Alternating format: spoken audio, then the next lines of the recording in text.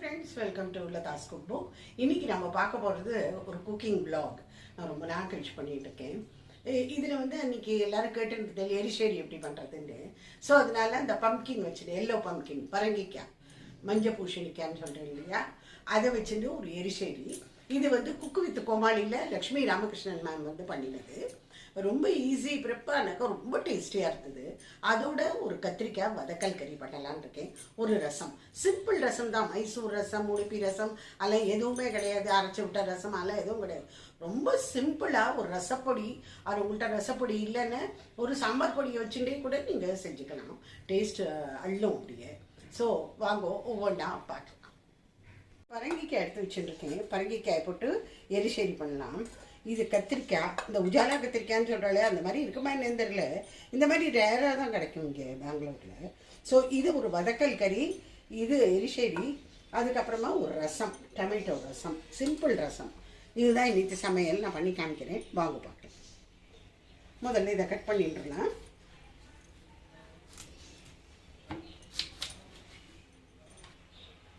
இப்போ north Indian ப்ரிப்பரேஷன்ஸாக தான் அவங்களோட இதிலெல்லாம் இதை ஸ்கின்னோட தான், தோலோடு தான் பண்ணுவாங்க அவங்க. அது பார்க்குறதுக்கும் அழகாக இருக்கும், டக்குன்னு வெந்தும் போயிடும். அது ஒன்றும் நமக்கு வாயில் கடிபடாது. ஆனால் நம்ம சவுத் இந்தியன் ப்ரிப்பரேஷன்ஸில் மோஸ்ட் ஆஃப் த டைம் நம்ம இதை எடுத்துருவோம், இந்த தோலை நம்ம சீவிடுவோம். இப்போ எரிசேரிக்கும் கண்டிப்பாக இதை நம்ம சீவிடுவோம். கத்திரிக்காய் வந்து நறுக்கிறதும் ஈஸி, பண்ணுறதும் ஈஸி. ஒரு 5 minutes வேலை தான். இதுக்கு ஒன்றும் தோல் சீவர ப்ராப்ளம் எல்லாமே கிடையாது, அது எல்லாருக்குமே தெரியும். இது வந்து அப்படியே நிலநிலமாக அப்படியே நறுக்கி மெலிசாக நறுக்கி அப்படியே வதக்கிட்டு போகிறேன், அவ்வளோதான்.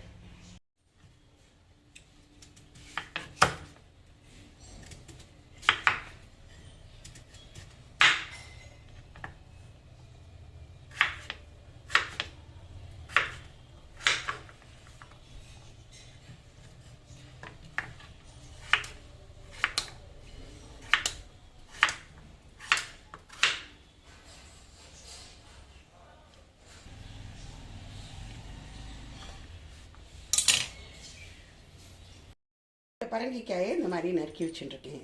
இது நல்லா அலம்பிட்டு இப்போ கடாயில் நீங்கள் குக்கர்லேயும் வைக்கலாம். எனக்கு குக்கரில் எனக்கு ஒரே விசில் எடுக்கணும், இல்லை மசியலட்டமாக மசிஞ்சு போயிடும். நம்ம அதுக்கு மேலே இலுப்பச்சட்டிலேயே போட்டுக்கலாம், டக்குன்னு வெந்து போயிடும் எனக்கு. இங்கே கேஸில் கடாய் வச்சுருக்கேன். அதில் முதல்ல கொஞ்சமாக ஜலம் ஊற்றிக்கலாம்.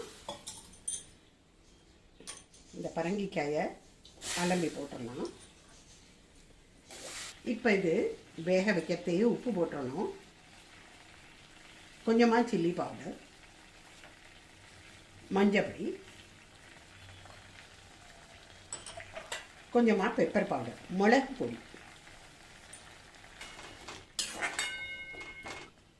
இதை மீடியமில் வச்சு மூடி வச்சுடலாம், வெந்துட்டுருக்கும்.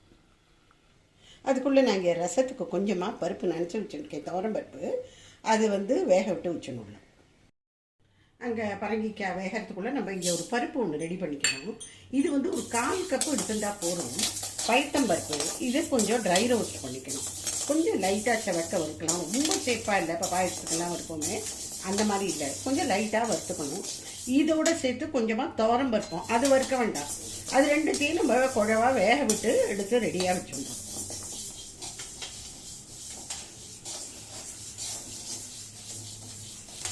ஸோ இந்த பைத்தம்பருப்பை நல்லா வறுத்துண்டாச்சு. இப்போ நம்ம இந்த துவரம்பருப்போடு சேர்த்து பண்ணிக்கலாம்.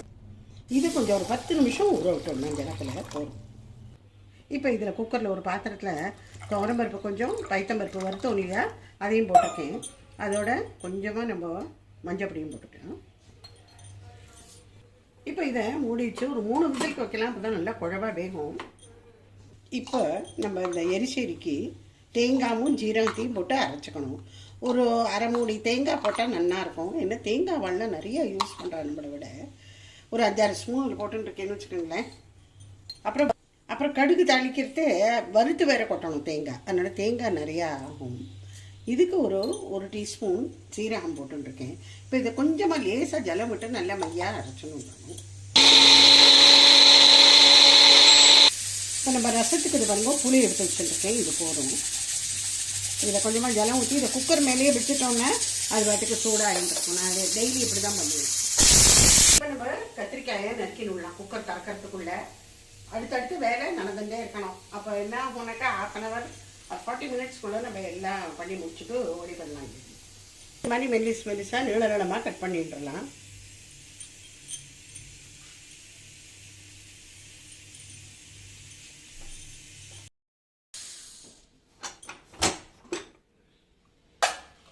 இந்த பருப்பு வேக வச்சிருந்தோம் இல்லையா, இதை நல்லா அப்படி கரண்டியால் நல்லா மேஷ் பண்ணிட்டுருவோம். இப்போ இந்த வேக வச்ச பரங்கிக்காயில் இதை போட்டுருவோம். அரைச்ச தேங்காய் விழுதியும் இதில் போட்டு ஒரு கொதி விட்டுரும். இப்போ இதுக்கு தாளித்து கொட்டணும். எரிசேரிக்கு தேங்காய் எண்ணெய் வச்சுருக்கேன் 1 டேபிள் ஸ்பூன். அதில் கடுகு, கருவேப்பிலை, தேங்காய் திருப்பி ஒரு 4 ஸ்பூன் போட்டு நல்லா செவக்க வறுத்துன்றணும். வறுத்து இதில் எரிசேரியில் மிக்ஸ் பண்ணி விட்டுறணும். 2 மிளகா வச்சு செவக்க வறுத்தாச்சு. இப்போ அதில் ஆட் பண்ணிடலாம்.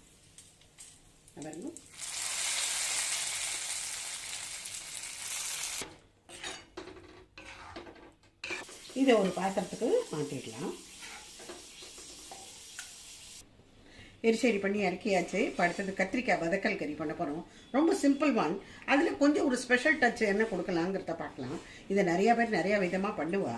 நம்மளுக்கு இன்றைக்கி வெங்காயம் பூண்டு அதெல்லாம் சேர்த்துக்கப்படாதுங்கிறதுனால இதில் ஒரு சிம்பிளாக பண்ணிகிட்டு இருக்கேன். இது கடுகு கொஞ்சம் ஒரு 1.5 டேபிள் ஸ்பூன் போல் எண்ணெய் விட்டுருக்கேன். எனக்கு கத்திரிக்காய் வெண்டைக்காய் இருக்கலாம் கொஞ்சம் எண்ணெய் விட்டால் தான் நல்லாயிருக்கும். கொஞ்சமாக சீரகம்.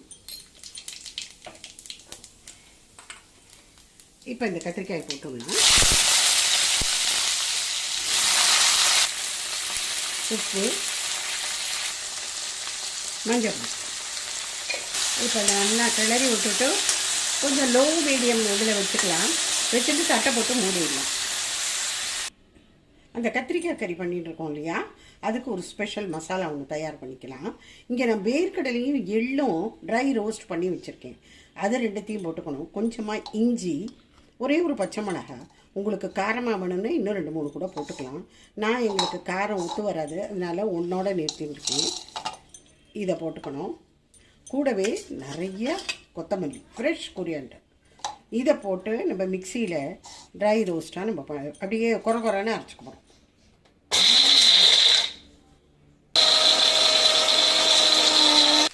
இது நான் ஜலமெல்லாம் ஊற்றலை, ஆனால் அது இந்த மாதிரி குறன்னு பேஸ்ட் ஆகிடும். இதை இப்போ போட்டுடலாம் கறியில். இந்த கறி முக்காலாக வதங்கின்னு இருக்கிறச்சே கத்திரிக்காய் முக்காலாக வதங்கின அப்புறம் இந்த பேஸ்ட்டை நம்ம போட்டுடணும். இந்த கத்திரிக்காய் கறி பார்க்குறதுக்கு மாத்திரம் அழகாக இருக்காது, டேஸ்ட் அவ்வளோ நல்லா இருக்கணும். வெறும் சாதத்தோடையே நீங்கள் அதை பிசைஞ்சு சாப்பிட்லாம், அவ்வளோ பிரமாதமாக இருக்கும். அது இதை எடுத்துடலாம். இந்த கத்திரிக்காய் பண்ணின அதே கடாயில் நான் ரசத்தை வச்சு விடலான் இருக்கேன். புளி நினச்சி வச்சுருந்தேன் இல்லையா, அதை கரைச்சி விட்ருக்கேன். உப்பு போட்டேன். இங்கே நான் டொமேட்டோ 2 சின்ன டொமேட்டோவாக இருந்தது, அதனால் 2 போட்டிருக்கேன். அதை ஆட் பண்ணிடலாம். மஞ்சப்பொடி, பெருங்காயம். இது ரசப்பொடி 1 டேபிள் ஸ்பூன்.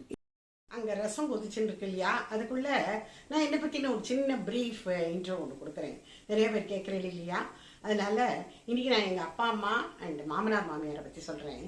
எங்கள் அப்பாவுக்கு திருச்சியில் குழுமணிங்கிற கிராமம், அது ஜீயபுரம்னு சொல்லுவாள்ல, அது பக்கத்தில் ஒரு கிராமம், சின்ன கிராமம். அங்கே அப்பாவுக்கு வீடு நல்ல நீச்சல் எல்லாம் இருந்தது. ஆனால் தன்னோட 18ஆவது வயசுலேயே எங்கள் அப்பா கல்கட்டாக்கு போயிட்டார் வேலைக்கு. அதே மாதிரி எங்கள் அம்மாவும் திருச்சிராப்பள்ளி தான். அதில் மயில்ரங்கம்ங்கிற கிராமம். ஆனால் அம்மா இருந்ததெல்லாம் கோட்டைன்னு தான் சொல்லிப்பா, திருச்சின்னு சொல்ல மாட்டா. கோட்டையில் தான் இருந்து படிச்சிருக்கா. அது இது சாவித்திரி வித்யாசாகா. இப்போ சீதாலட்சுமி ராமசுவாமின்னு ஆயிடுச்சு இல்லையா. எங்கள் அம்மாவுக்கு ரொம்ப பெருமை, தான் சாவித்திரி வித்யாசாகரோட ஸ்டூடெண்ட்டுக்கு. அதை அடிக்கடி சொல்லிகிட்டே இருப்பாள். அதே மாதிரி இந்த பக்கம் பார்த்தீங்கன்னா எங்கள் மாமனாருக்கு மாயவரத்தில் பொன்னூருங்கிற கிராமம். அப்போ அடிக்கடி அவர் சொல்லிப்பார், அந்த வள்ளலார் கோவில் இருக்கு இல்லையா மாயவரத்தில், அங்கே வந்து மேதா தட்சிணாமூர்த்தி சந்நிதிக்கு எதிர தான் தாத்தா, அதாவது எங்கள் மாமனாரோட அப்பா அங்கே தான் உட்காந்து ஸ்லோகம் சொல்கிறதும் தியானத்தில் இருக்கிறதும் அந்த மேதா தட்சிணாமூர்த்தி சந்நிதிக்கு எதிர தான் இருந்து சொல்கிற வழக்கம் அப்படின்னு சொல்லியிருக்கேன். மாமியாருக்கு பார்த்தீங்கன்னாக்கா திருக்கடையூர், இன்னைக்கு வேர்ல்டு ஃபேமஸ் இல்லையா, இந்த திருக்கடையூரில் தான் வந்து எல்லாருமே சஷ்டித்த பூர்த்தியும் சதாபிஷேகமும் பண்ணிக்கிறாங்க. அதனால மாமியாருக்கு தன்னோட ஊரை பற்றி ரொம்ப ரொம்ப பெருமையாக பேசுவாள், தன்னோட வீடு தன்னோட ஊர் இது ரெண்டுமே. ஆனால் நான் வந்து இந்த இடங்கள்லாம் போய் பார்த்ததும் இல்லை, இருந்ததும் இல்லை. நான்லாம் கல்கட்டாலேயே இருந்து வளர்ந்து கல்யாணம் வரைக்கும் அங்கே தான் இருந்திருக்கேன். ஒன்றுமே தெரியாது எனக்கு திருச்சிராப்பள்ளியை பற்றியும் தஞ்சாவூரை பற்றியும் ஒன்றும் தெரியாது. இங்கே இது நல்லா கொதிச்சு போயிடுத்து, இந்த புளியை கரைச்சி விட்டுருந்தோம், டொமேட்டோ போட்டோம், ரசப்பொடி. இது இங்கே துவரம்பருப்பு வேக விட்டு வச்சுருந்தோம் இல்லையா, அது நல்லா ஒரு பெரிய டம்ளரால் ஒரு டம்ளர் ஜலத்தை ஊற்றி நல்லா கரைச்சி வச்சுருக்கணும். அதை இதில் ஆட் பண்ணிடணும். இதில் இந்த கொத்தமல்லி தண்டெல்லாம் இருக்குது பற்றில, அதெல்லாம் போட்டுலாம் அவ்வளோ வாசனையாக இருக்கும். கருகப்பிலை பனையமாக இறக்கிட வேண்டிதான். ஏன்னா இதில் முத்துக்கொதி வந்துடுத்து. நிறையா கொத்தமல்லி கருகப்பிலை எல்லாத்தையும் பிச்சு போட்டு இறக்கினா ரசம் ரெடி. மேலேருந்து நம்ம உங்களுக்கு விருப்பம் இருந்தால் நெய்யில் கொஞ்சோண்டு கடுகு பெருங்காயம் தாளித்து போட்டு இறக்கினா ரசம் ரெடி, கமகம ரசம். இங்கே நான் நெய் ஒரு ஸ்பூன் ஊற்றிட்டுருக்கேன். அதில் கடுகு பெருங்காயம் ஒரே ஒரு மிளகா வைப்பேன், கொஞ்சமாக மிளகு பொடி கொஞ்சம்.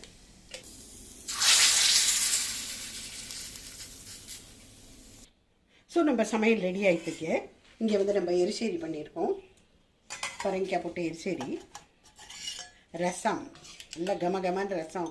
எல்லோரும் கையில் வாங்கி வாங்கி குடிப்பாங்க, இப்படி வச்சுட்டு இப்படி வாங்கி வாங்கி ஃபுல் குடிப்பாங்க, கேரண்டி. இது கத்திரிக்காய் கறி, வித்தியாசமான ஒரு கத்திரிக்காய் கறி. கத்திரிக்காய் கறி நம்ம வித்தியாசமாக பண்ணியிருந்தோம் இல்லையா, இது நீங்கள் எல்லாமே ட்ரை பண்ணுங்க, ரொம்ப பிரமாதமாக வரும். இனிமேல் சாதம் ஒன்று தான் வடிக்கணும்.